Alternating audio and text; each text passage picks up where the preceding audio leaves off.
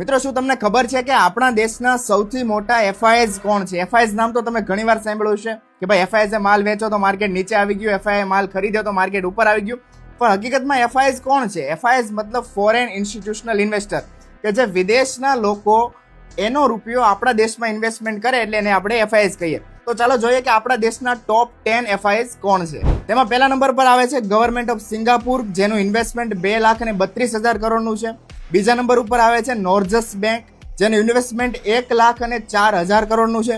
ત્રીજા નંબર ઉપર આવે છે કેપિટલ, જેનું ઇન્વેસ્ટમેન્ટ 77,000 કરોડનું છે.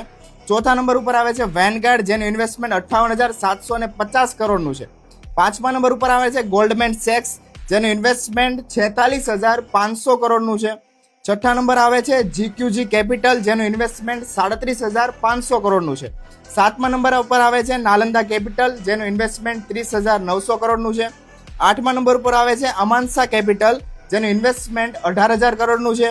અને નવમા નંબર ઉપર આવે છે નોર્ધન કેપિટલ, જેનું ઇન્વેસ્ટમેન્ટ 16,432 કરોડનું છે. અને 10મા નંબર ઉપર આવે છે આપણા બધાની જાણીતી કંપની ગૂગલ, એનો ભારતીય એરટેલમાં પણ 0.5% ભાગ છે, જેનું ઇન્વેસ્ટમેન્ટ 13,300 કરોડનું છે. તો મિત્રો આ હતા આપણા દેશના ટોપ 10 એફઆઈએસ કે જે બહારના દેશમાંથી આપણા દેશની અંદર પોતાનું ઇન્વેસ્ટમેન્ટ કરે છે.